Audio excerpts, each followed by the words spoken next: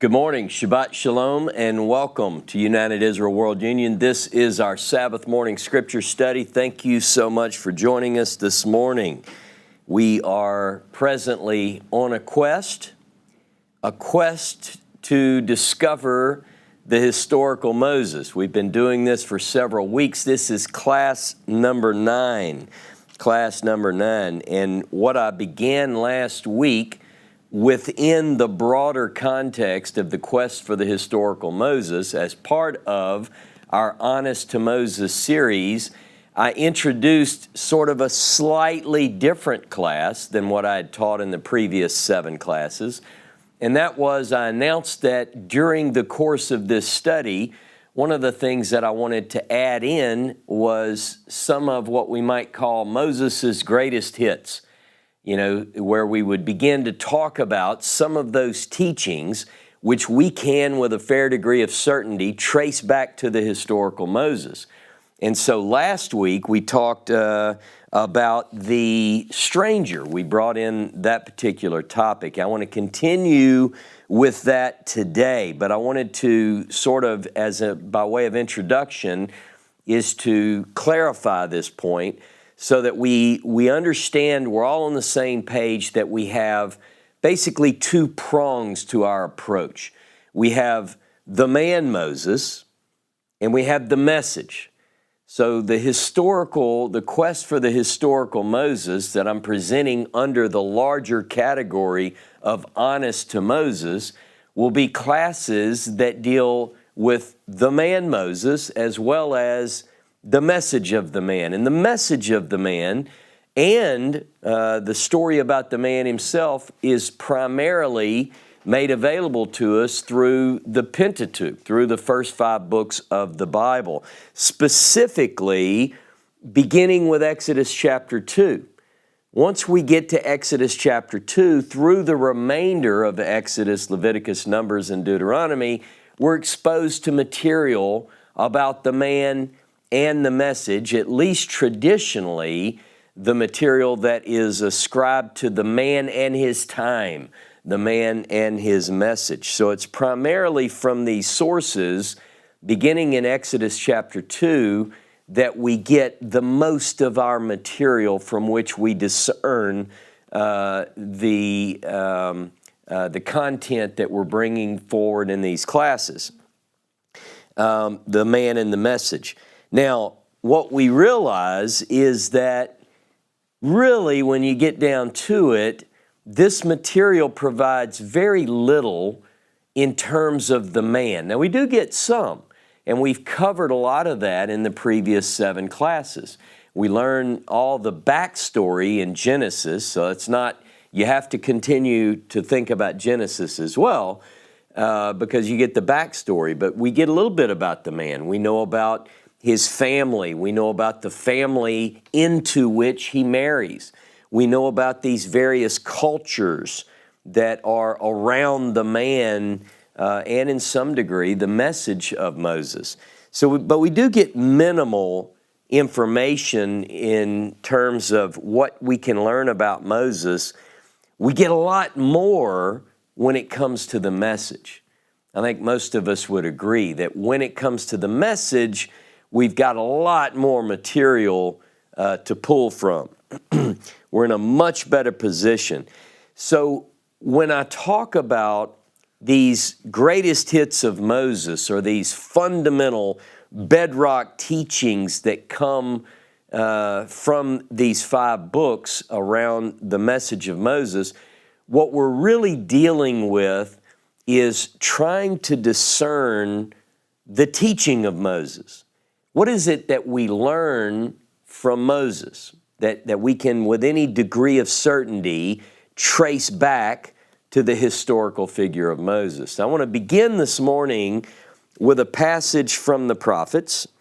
I want to begin in Malachi chapter 3 and verse 22. Now, if you're in an English Bible, you'll go to Malachi 4:4. So Malachi 4:4 in an English Bible, Malachi 3:22 in the Hebrew text. Remember Zikru, remember the Torah of Moses my servant, which I commanded him in Horeb for all Israel, both statutes and judgments. Now, in a way, this gives us the parameters of what one might expect to find in the Torah Moshe, the teaching of Moses. And I think all of those who listen to me, quite able students and scholars that you are, know that the word Torah, it's thrown around a lot. It's translated variously, law, but it technically and literally is best represented in English as the teaching of Moses. So this gives me a precedent for teaching on the teaching. I want to look for the teaching of Moses. What is it that we can discern about the teaching of Moses? Now, ironically, it is often the things that the Bible says remember that are most prominently forgotten among religious people. Remember the Sabbath day. A lot of people read the Bible and study the Bible, but they don't remember the Sabbath day. Remember the teaching of Moses. So that's what we're talking about. Now, nearly a year ago, about this time in the summer of 2020, I began a teaching series that went for 12 weeks, and it was part of what I was uncovering in my research, which led to at least a substantial part that made it into my book on what is it that can be associated with Moses. And that 12-part series is one of the most popular teachings that we've done, and I think that's because it challenges students of the Bible, but then it confirms what it is that we're talking about. It gives you the substantiation for what that Torah represents. So in our quest for the message of Moses, there are a couple of cautionary notes. And we have to proceed with caution on this journey as we begin to look for what can we, with a reasonable degree of certainty, attribute to Moses. We have to proceed with caution. We have to rely on the text. Now, even though I'm bringing forth some challenging materials, I want to make sure that you understand, and I made this point before, that I'm not being what some might call a liberal academic type, but I'm being very conservative. I'm relying on what the texts say. In my view, in my definition, someone who's not being conservative takes a lot of liberty with the text. Whereas I'm saying the text says what it means and means what it says if we trust it. But a lot of people aren't reading things as closely as I think that we should. So this is one of the main points. But that series that we taught, we're going to begin to move back into some of that material this time, a year later, with a lot more research behind it, and I think we can go a little bit further and we can take things to the logical end based on what we've learned so far. But within these texts, primarily I'm talking about the Pentateuch, the 5 books attributed to Moses. We have to really be looking for what does the text tell us about Moses and his time, okay? Both of these are important. In other words, I'm going to propose to you, and I want people to understand this up front, that some things we are more certain are associated with Moses and his time than others, okay? Now, I don't see this as a negative enterprise, and I don't want you to see this as a negative enterprise. I don't want people to be a little bit scared about this, because what I'm going to do is, again, I'm going to rely on the text, and we're going to go to these sources and read directly from the text and let the text tell us what it is that it has to say. Now, some I recognize. Some are perfectly happy to accept the traditional view that all of the material in the Pentateuch is attributable to Moses and his time.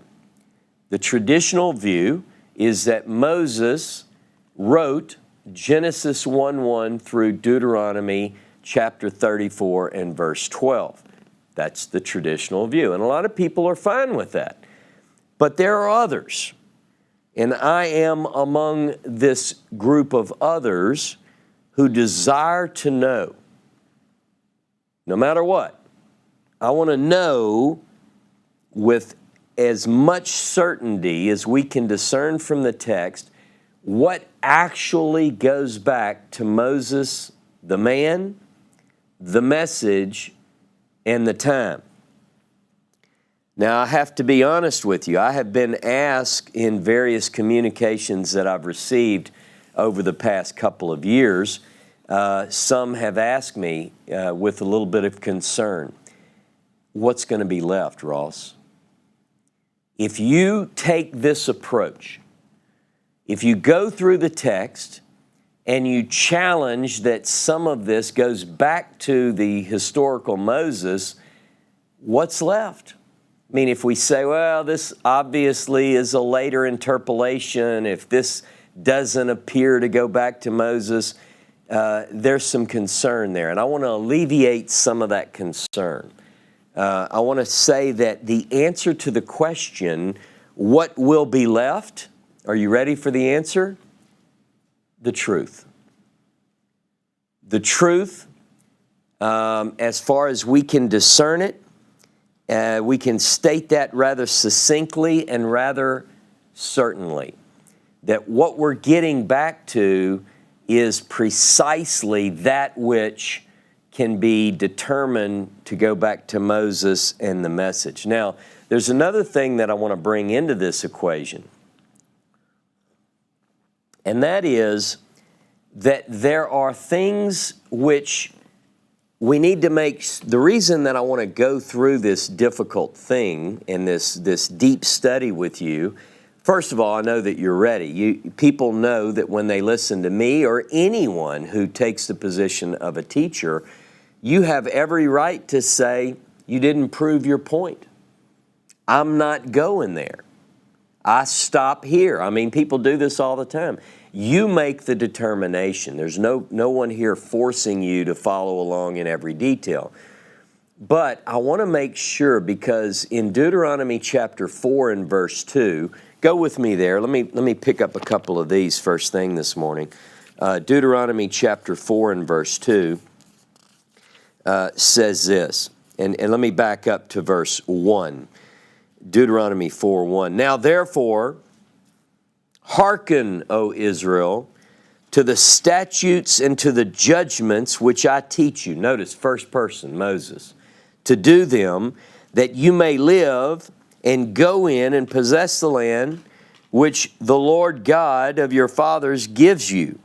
You shall not add to the word which I command you, neither shall you diminish from it, that you may keep the commandments of the Lord your God, which I command you. Now that warning, don't add to and don't take away. What I'm alleging is that based upon what we read here and what we find as we study this particular avenue that we're going to see that this has been expanded.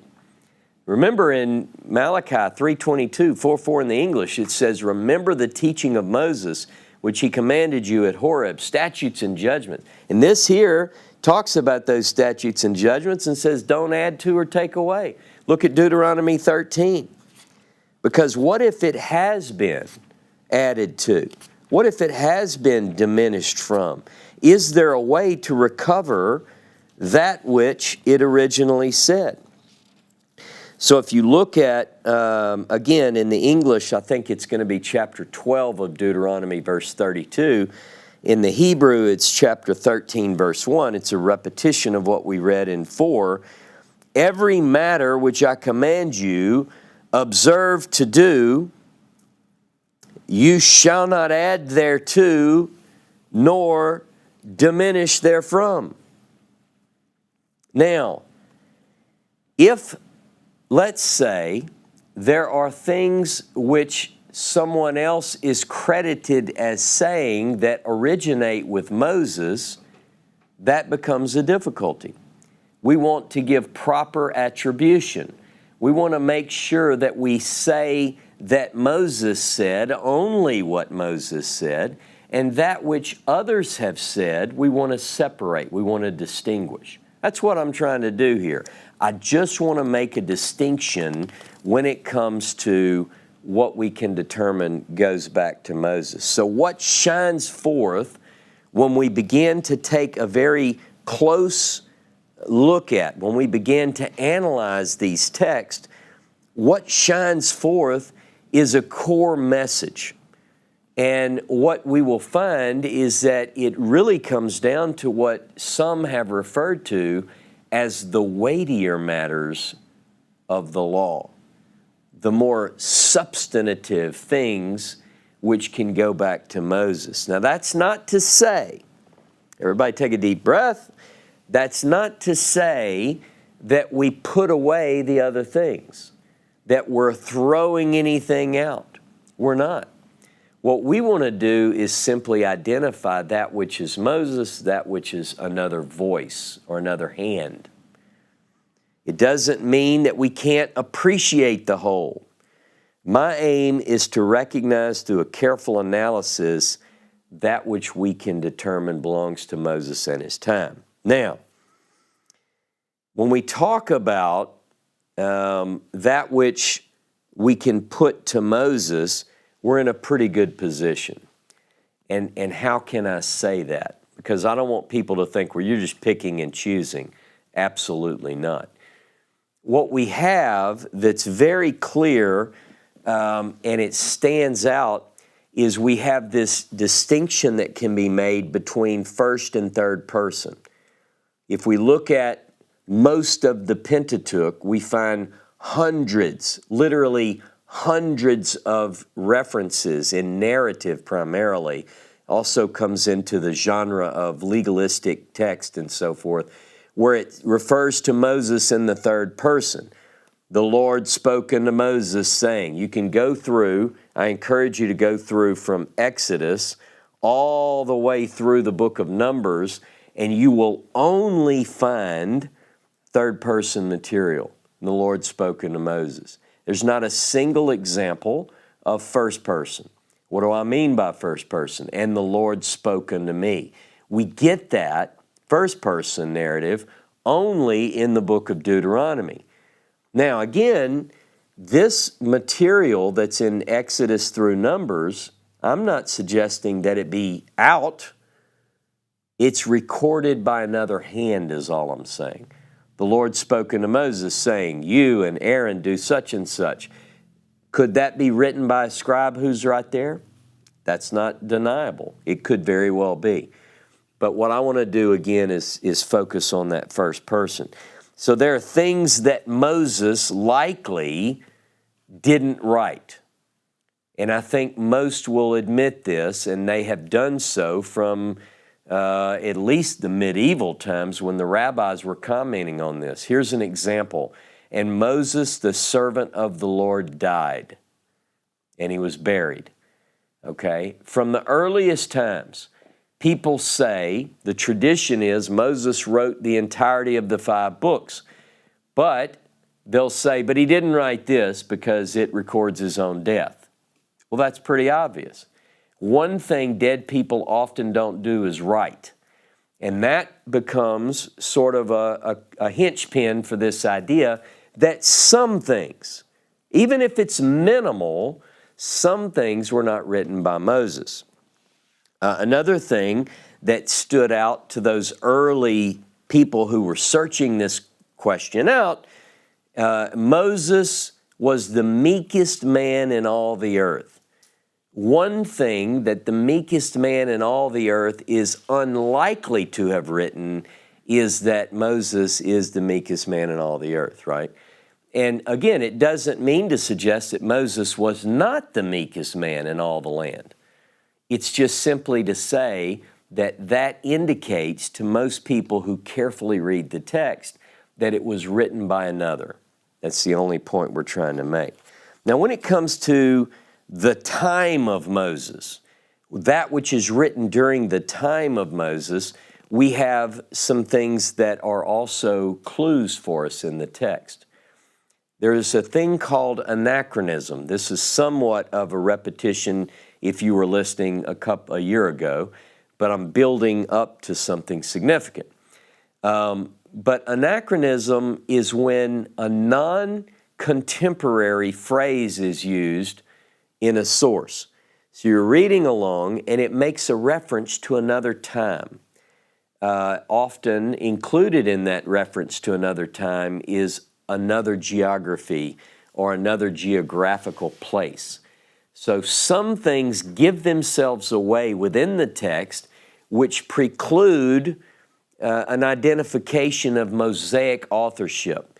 So if you read somewhere, we notice certain phrases that play in that indicate that it was written later. For instance, Deuteronomy Chapter 1, verse 1 says, these are the words which Moses spoke, notice third person, in the land of Moab, across on the other side of the Jordan.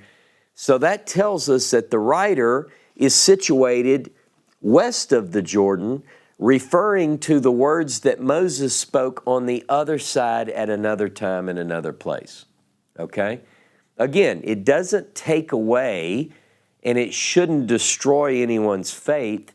It should enhance our understanding because we identify that which was written later or by another hand or both. In many cases, it's both. Now, this week, I plan to not go through things which might be so challenging, but I want to reaffirm something very important. Last week, we talked about the phrase ger. We talked about the word ger, which is translated as a sojourner or a stranger, an alien. And we talked about how more than 50 times in the Hebrew Bible, more than 50 times in the Pentateuch, I should say, in the 5 books attributed to Moses, this idea of proper treatment of the stranger and how it crosses over in every book. We see it so frequently. We can, with a very strong degree of certainty, attribute this to the message of Moses. This kind treatment of the alien, of the stranger, of the sojourner. And it even, not only does it tell us in broad terms that we must treat the stranger, the sojourner, with great respect, and it goes through all the things we covered last week. Leave some things from your gleaning. Don't take everything from the orchards or from the fields. Allow the stranger and those who have nothing to have some of that. We learned last week that the stranger is also under the same obligation as the native born, that the same law applies. One Torah will be for the stranger as well as the native born. So they're part of the group. Whenever you rejoice because of your great harvest, you are to include in that rejoicing the stranger. Last week, we touched on something which brings us into this week's class, which I also put clearly within the message of Moses, one of the most profound teachings in the Hebrew Bible, one of Moses' greatest hits. Not only are we to properly treat the stranger, the ger, but it says you are to love the ger. You are to love. And I want you to look with me this morning at Leviticus chapter 19. Leviticus chapter 19 and verse 34. I closed my class last week saying that I wanted to talk a little bit about love of God and for God, and what that biblical love means in terms of the teaching of Moses. How do you define love as Moses goes, okay? So we're going to look at first Leviticus 19:34, begin in 33. And if a stranger sojourn, in Hebrew, the key yagor itka ger. And if a stranger sojourns with you in your land, you shall not wrong him. But the stranger that dwells with you shall be to you as one born among you, and you shall love him as yourself. And then it even gives a reason. Because you were strangers, you were ger, in the land of Egypt. I am Jehovah your God. So we saw example after example last week where one of the main drivers about this love of the stranger is you know how the stranger feels. You know the Hebrew says you know the soul of the stranger. Therefore, you're going to treat them this way. And then it's underscored with, I am Jehovah your God. Now go back with me to Leviticus 19 and let's look at verse 17. And by the way, these come from what is called the Holiness Code. Leviticus 19 primarily is the bulk of what's called by scholars the Holiness Code. Verse 17 of 19. You shall not hate your brother in your heart. You shall certainly rebuke your neighbor and not suffer sin on his account. You shall not avenge, nor bear any grudge against the children of your people, but you shall love your neighbor as yourself. I am Jehovah. I am Jehovah. Now let me ask you something. I know that you know that this goes back, it's attributed to Moses. It's attributed to the pen of Moses in many ways because we find it in that book, that 5-book volume or that 5-volume book which is attributed, at least traditionally, to Moses. But who do many people give credit for this saying? Many people think of Christianity when they think of love your neighbor as yourself or don't hate your neighbor in your heart. But this goes back before the time of the Second Temple period, right? This is not a Jesus original. Now, it's wonderful that Christianity has embraced this. I mean, it truly, truly is. It's the shining light of Christianity is that they have embraced a Torah principle which goes back to Moses. But have you ever heard a remake of a song that becomes very, very popular? And then you have that one friend, like I have the Tylers, and they know everything about music forever, and they'll say, well, they're not the original who did that. And you're like, what? Right? What if there are things which others have been given credit for because they made it popular, but it goes back to Moses? Now, the sad thing is that many of the things that we read in the Torah, in the 5 books in the Pentateuch, that people look negatively upon, they give those to Moses. You know, you read something and God demonstrates a very harshness or whatever, and people go, yeah, that's the Old Testament. That's Moses. That's the law. And you go, well, what about your belief? And they say, well, our belief is about love. And you say, well, how so? Love your neighbor as yourself. You're like, well, that goes back to Moses too. They say, yeah, but you believe in the law, circumcision of flesh. We believe in circumcision of heart. That's the New Testament thing. You're like, well, actually, that goes back to Moses too. So what I want to do is I want to make sure that as we look at and identify things which go back to Moses is let's let people know that this begins with the Moses pen. This begins with the scribe in the time of Moses, not in the Second Temple period. Again, it's wonderful that a later artist makes a song popular, but let's give credit where credit is due, shall we? That's one of the main points of this particular class. We're going to talk today about love.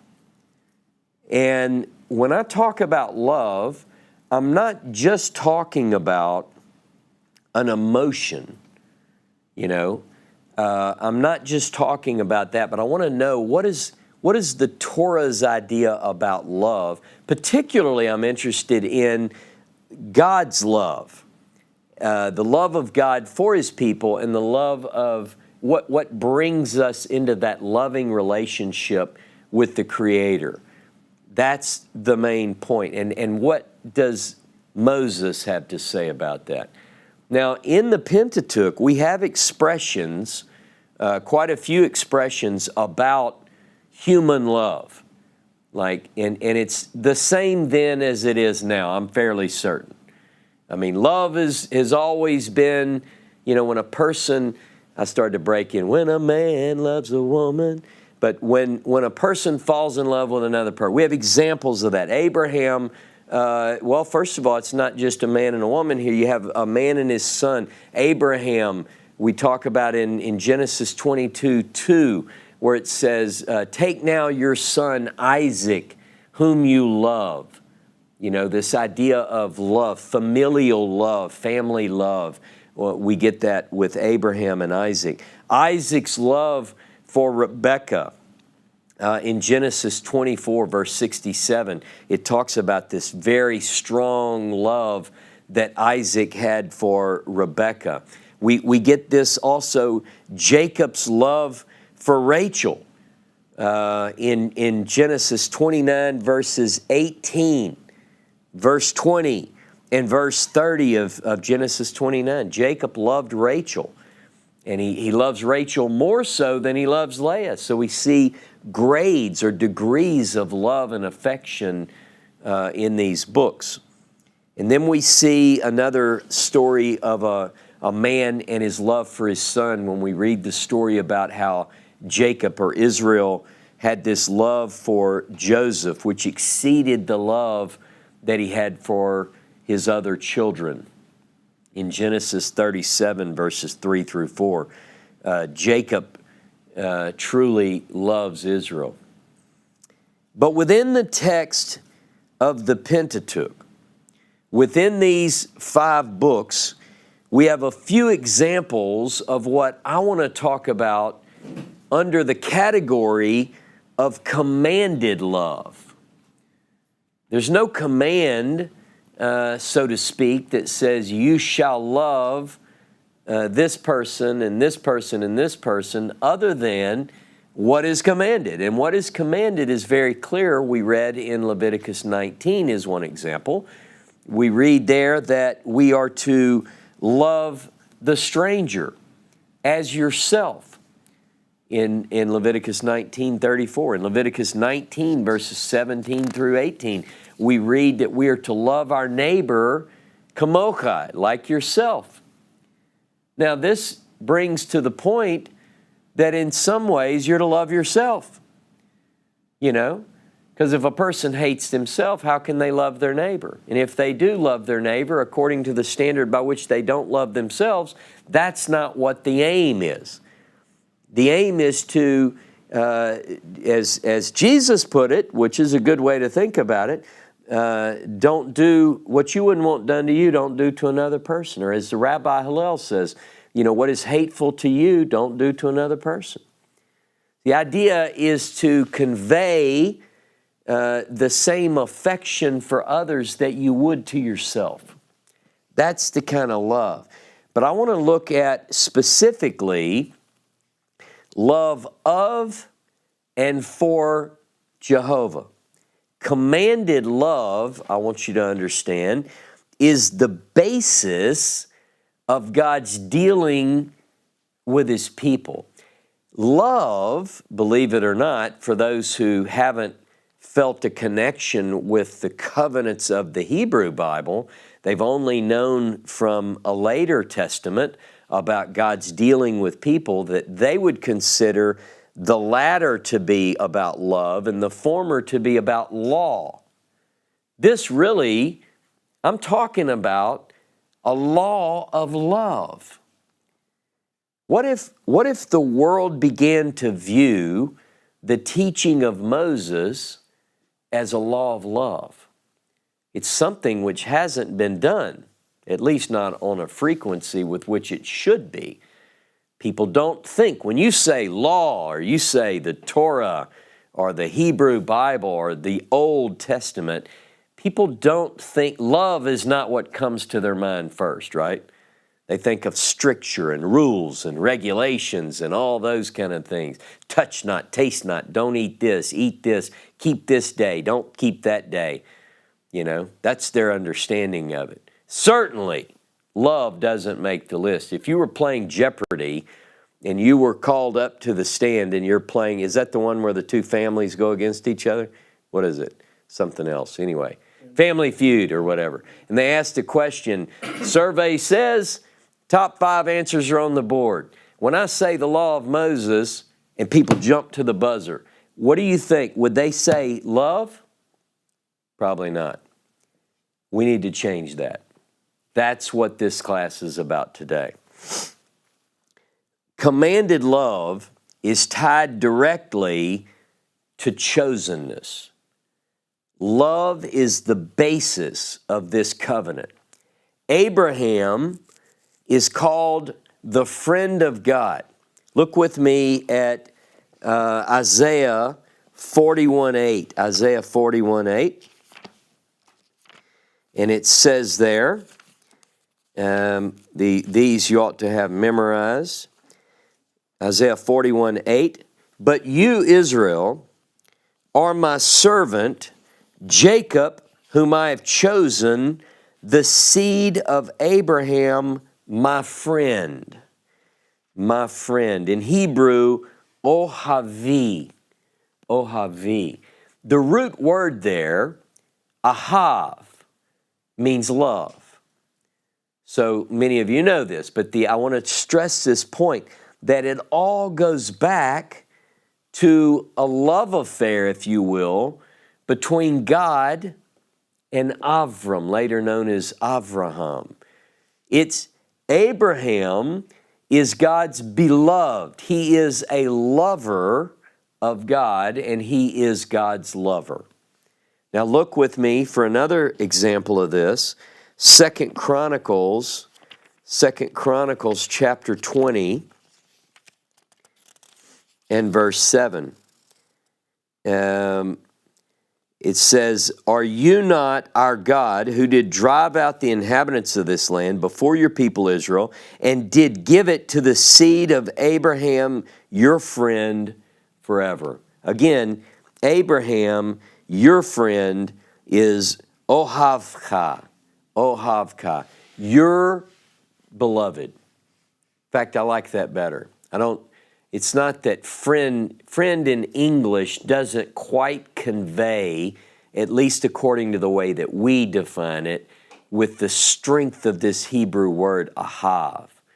Abraham is the beloved of God, and that's the way that should be translated. So our relationship, the relationship of God's people with God, is not only based on love, but it goes back to a love affair between God and Abraham.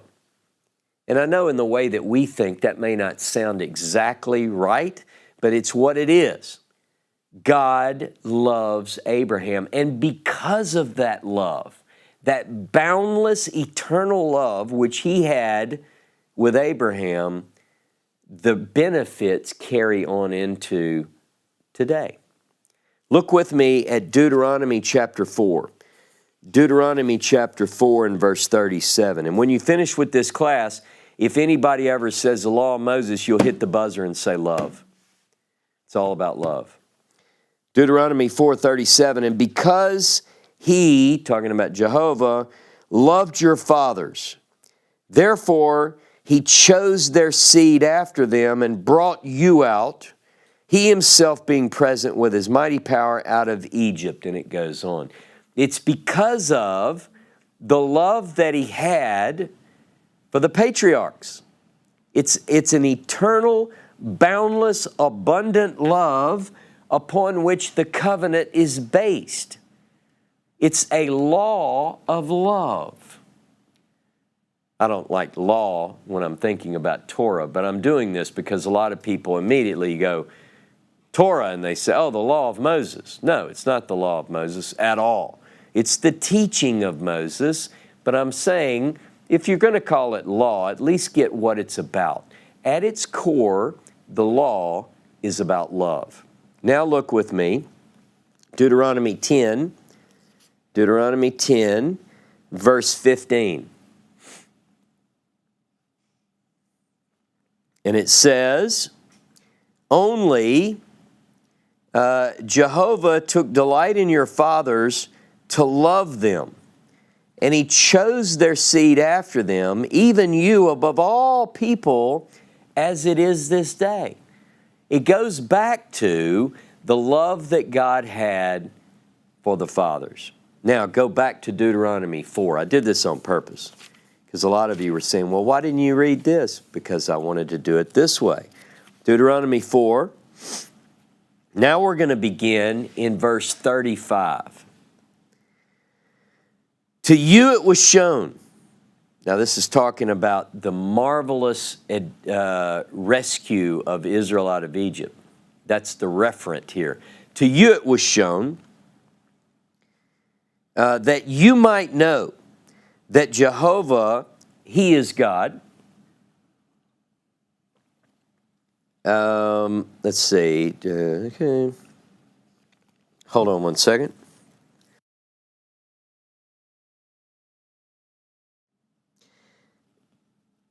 Verse 35, to you it was shown that you might know that Jehovah, he is God. There is none else beside him.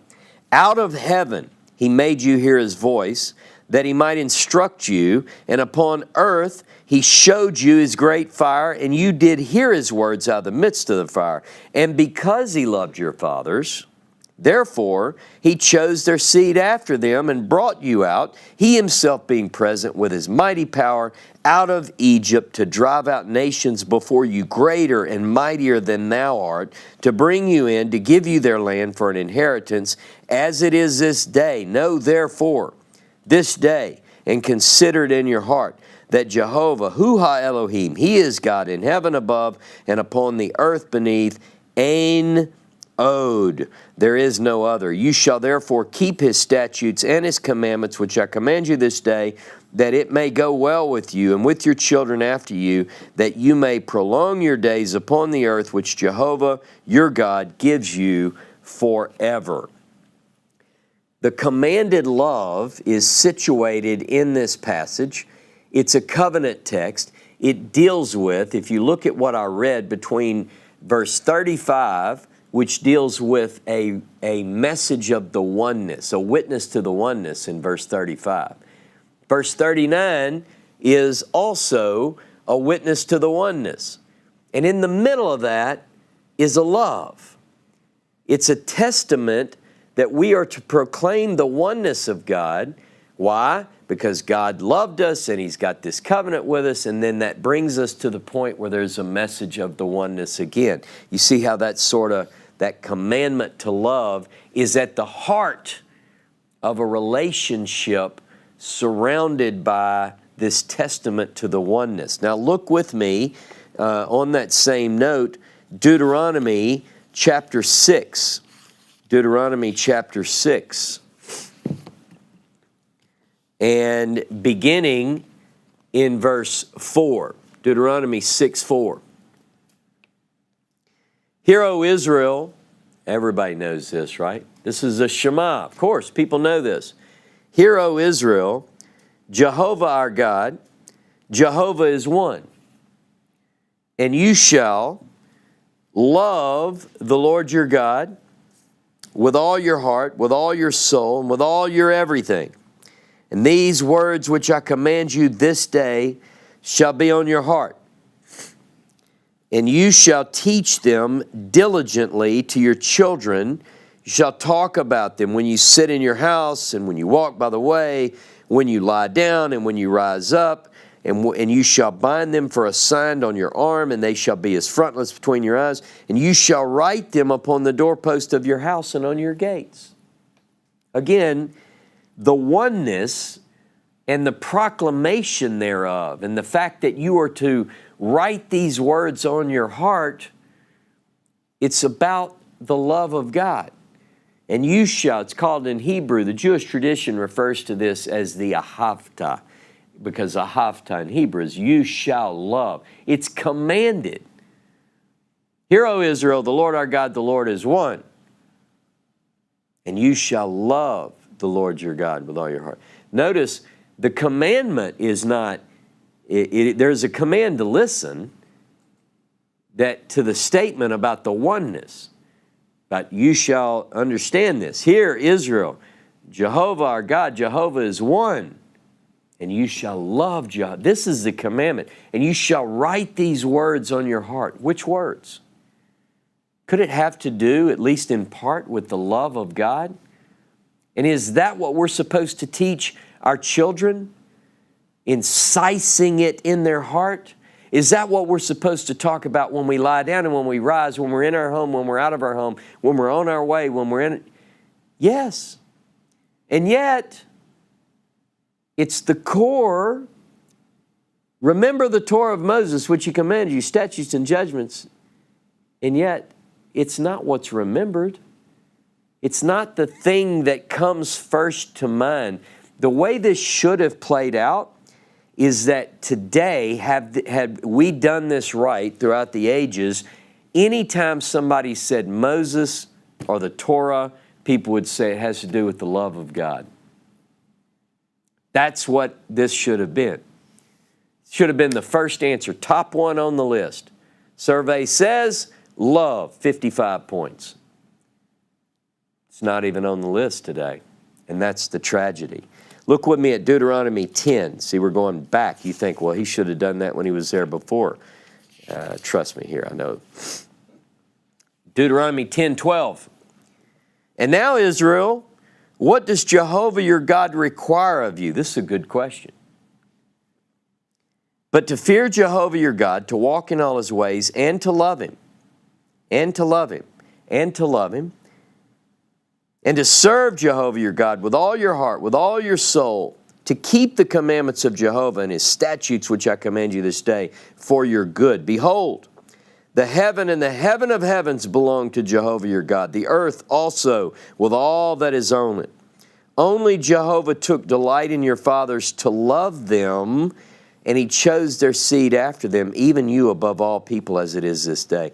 Circumcise therefore the foreskin of your heart, and be stiff-necked no more. Let's keep reading. And by the way, note this. It's here in Deuteronomy 10. It's also in Deuteronomy 30. Circumcision of heart is a part of the law. It's the law of love. It has to do with the message of the heart. For Jehovah, verse 17, your God is God of gods and Lord of lords, a great God, a mighty and terrible, who favors no person and takes no bribe. He executes judgment of the fatherless and widow and loves the stranger. It's about love, giving him food and raiment. Love, therefore, the stranger. It's about love. For you were strangers in the land of Egypt. You shall fear Jehovah your God. Him shall you serve, and to him you shall hold fast, and swear by his name. He is your praise. He is your God, who has done for you great and terrible things which your eyes have seen. Your fathers went down to Egypt with 70 persons, and now Jehovah your God has made you as the stars of heaven for multitude. Therefore you shall love Jehovah your God, keep his charge, his statutes, his judgments, and his commandments always. Now, I read love probably 5 times in those few verses. But you know what they get out of this, most people? If you ask them, what did Ross just say? They'll say, God's terrible. God's an awesome God. Fear God, you know. The love part, it's like someone has whispered it. And you shall love the Lord your God. And then it goes back to the loudness. I want the loudness with love. It needs to be spoken, proclaimed from the rooftops. Look with me down at verse 13 of chapter 11. It shall come to pass, if you hearken diligently to my commandments, which I command you this day, to love the Lord your God, and to serve him with all your heart and with all your soul, that I will give you the rain of your land in its season, the early and the latter rain, that you may gather in your corn, your wine, your oil, and I'll send grass in the fields for your cattle. It's all the blessings. You know what the blessings go back to? Love. Love. It shall come to pass, if you listen diligently to my commandments, which I command you this day, to love the Lord your God. It's the root of everything. It goes back to love. And all of these blessings are tied into this love relationship. Look at verse 22 of chapter 11. For if you shall diligently keep all these commandments which I command you to do them, to love the Lord your God, to walk in his ways, and to hold fast to him, then will Jehovah drive out the nations from before you. The positive results, God moving on behalf of the people, is tied to the love that God had for the patriarchs, but it's also contingent on that love relationship being carried forward. Look at chapter 30 of Deuteronomy. And by the way, I think it's obvious based on context, but this love is more than a feeling. It's more than emotion. It requires obedience. Love, to keep the commandments, the judgments, and the statutes. Now the question becomes, which ones? Which is part of the reason that we're studying to find out what is it that Moses actually commanded. It's important to know. We need to categorize what comes from Moses, which came from God. So it goes God, Moses, people. Are there other things which we have attributed to Moses that aren't? It's very important because we're supposed to remember that which God commanded to Moses, the teaching of Moses. Now look at chapter 30, verse 15. See, I've set before you this day life and good, death and evil, in that I commanded you this day to love the Lord your God, to walk in his ways, to keep his commandments and his statutes and his judgments. Then you shall live and multiply, and Jehovah your God shall bless you in the land into which you go to possess it. And then it goes into what happens if you don't. But it's contingent on you loving the Lord your God, which is demonstrated by keeping that which God commanded.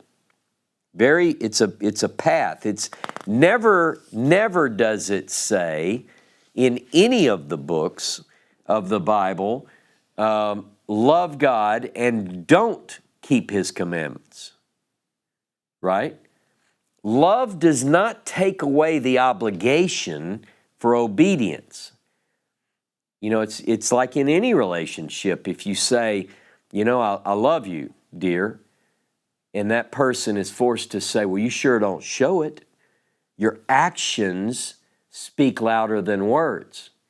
You can say to someone you love them, but that doesn't always cut it.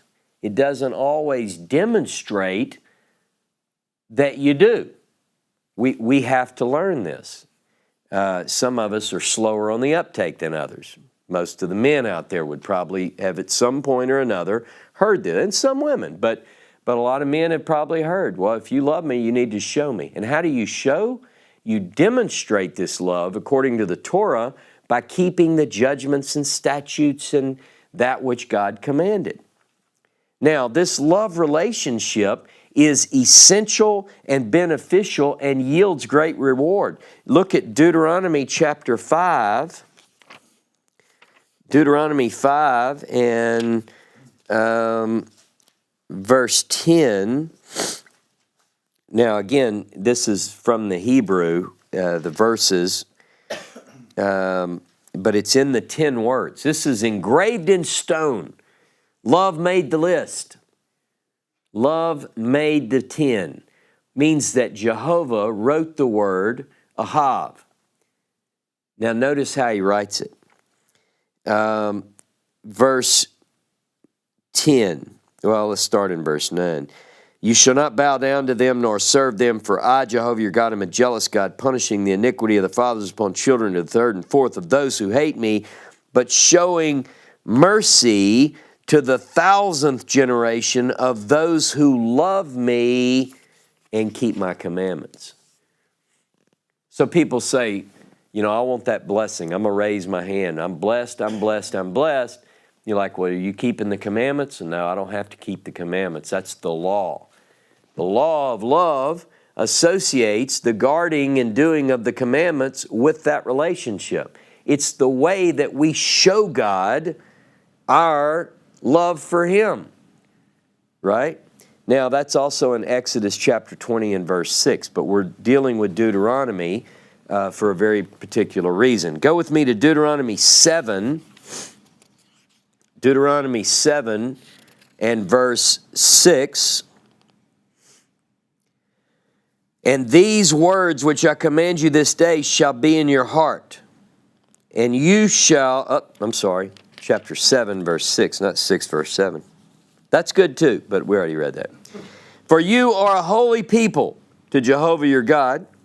Jehovah your God has chosen you to be a special people to Himself, above all people that are on the face of the earth.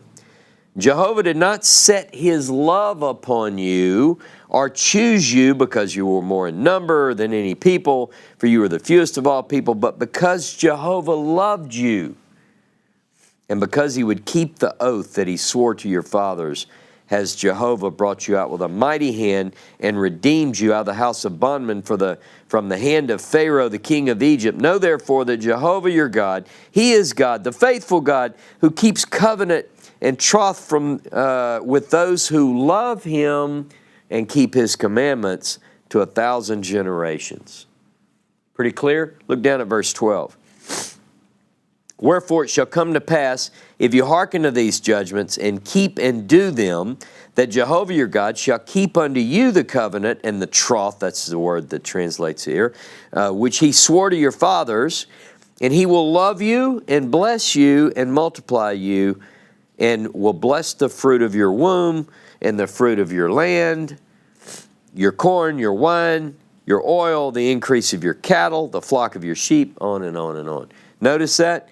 If you listen to these judgments and guard and do and keep and so forth, then He will love you and bless you. So a person who says, I just love the Lord. I love the Lord. You really love the Lord? I love the Lord. But yet they don't even try to keep the command. In fact, they've been told you can't, you shouldn't. That's somehow equated, which is associated with a bad thing, to try to earn your salvation, which is a big bad woe. You shouldn't do that. But it's associated with all sorts of crazy things, like falling from grace if you try to do these things. Well, I mean, the law of love, the heart and soul, the core of the teaching is about love, demonstrable love, love that is demonstrated through obedience to that which God commanded through the hand of Moses. So it's incumbent on us to discern that which can be traced to Moses. Because if we're attributing things to Moses and this love-based law that can't be attributed, then we get confused on our understanding of love. Does love demand us to offer our firstborn or sacrifices? Does love require that? I mean, seems like I remember reading somewhere in Micah that that's not the case. what can be associated with the core law of love? This is where we're going. Now, look with me. Love in its truest form is initiated by God. But at least in response to it, look at Deuteronomy 30 and verse 6. Deuteronomy 30 and verse 6.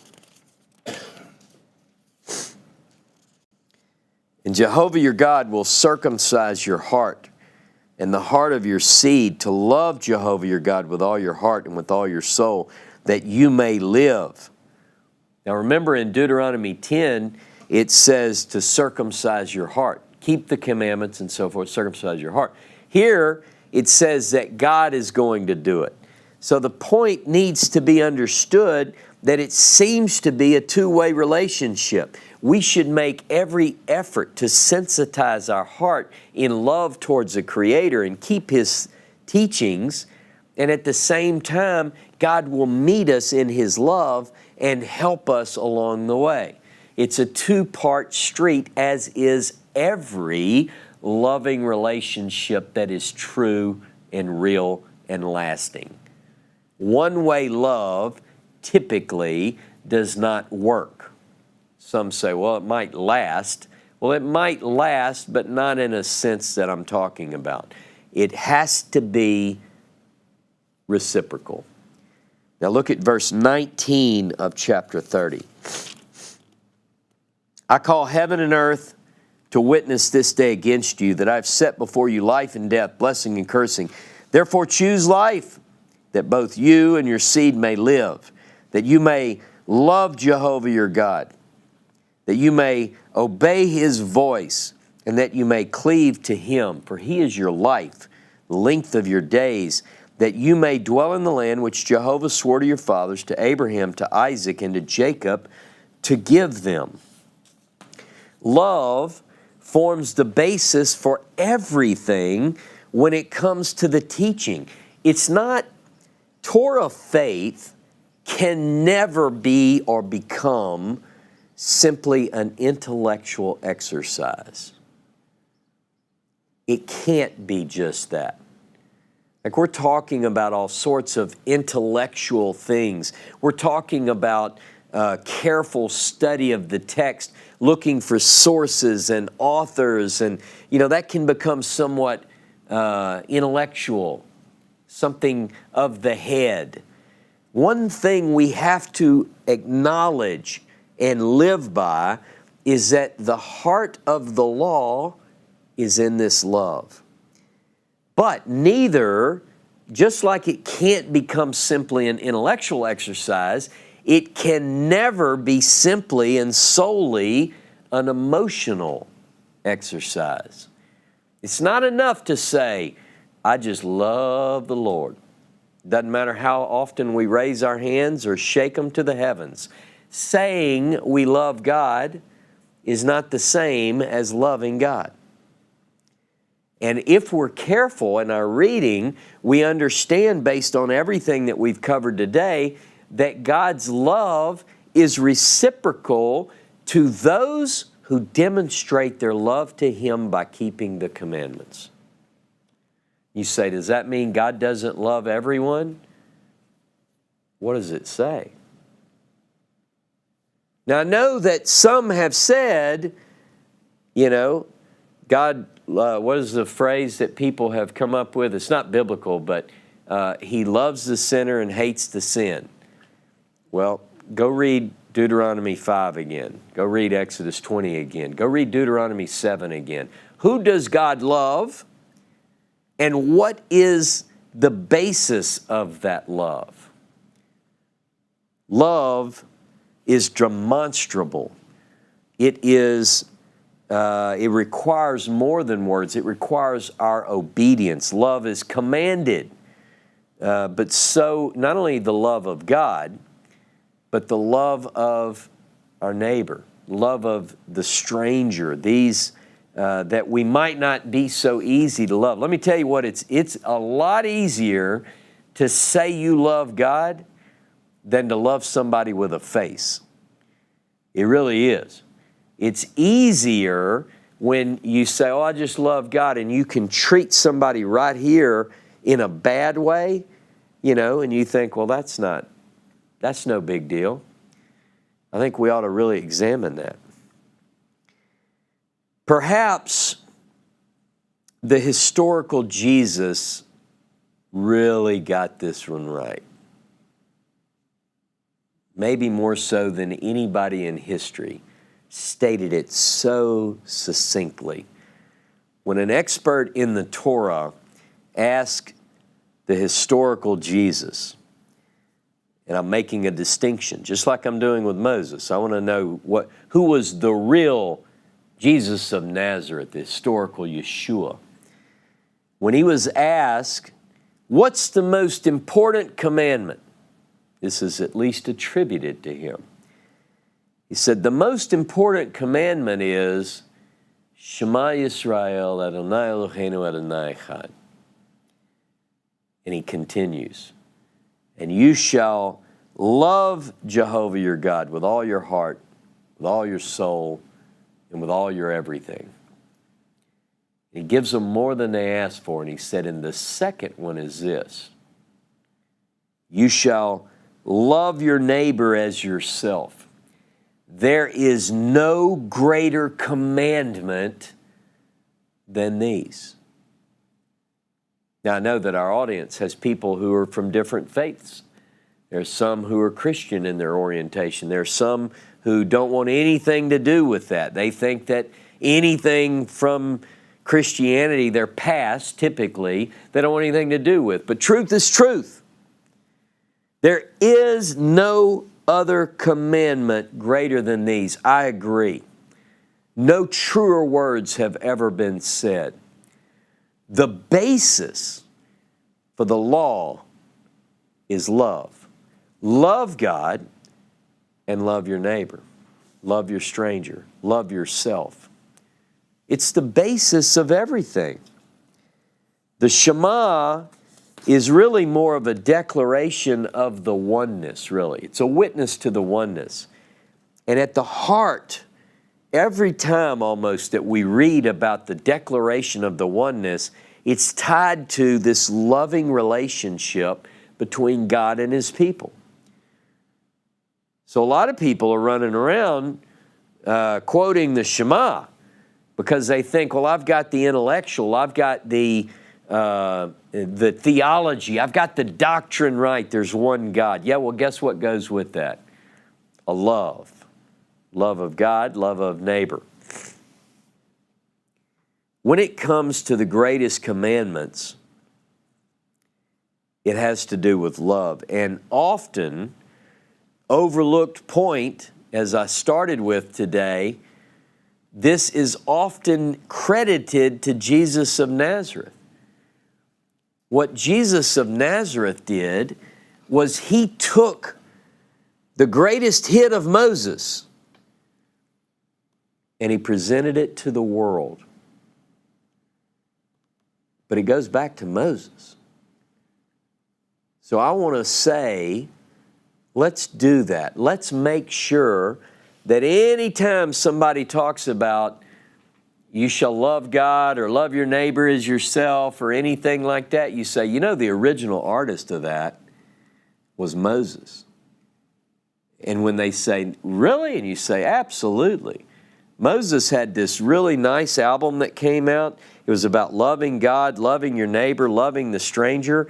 It even had this smash hit that some of you don't know, about circumcision of heart. That was a great song back in the day. People say, I thought Paul came up with that in Romans 2:28. You're like, Paul? No, he just remade it. Now, again, I'm not ridiculing. I'm glad those songs were remade by later artists. But the original author is Moses. Give credit where credit is due. Attribute to Moses that which belongs to Moses. Quote. If I write a book and I don't quote the original author and I take credit for something someone else said, I can get in trouble. That's called infringement, copyright infringement or something like that, right? So you want to make sure, we want to attribute to Moses what he said, only what he said, and that's the reason that we're taking such care to go through these things and not be so concerned about what we've been taught from tradition, but focus on the Scriptures themselves. Trust the text. What does it say? Now, the question that this raises is what other bedrock, ethical, moral teachings can be traced back to Moses as the original? What else is there? What else did this Torah of Moses have in it? That's the reason for this particular quest. We're going to continue in the next few weeks to go through further into the text, and we're going to be looking for that which Moses said and what are some of these greatest teachings that can be attributed to Mosaic authorship. Thank you so much for joining us. Shabbat Shalom, Shavua Tov. We'll see you next week.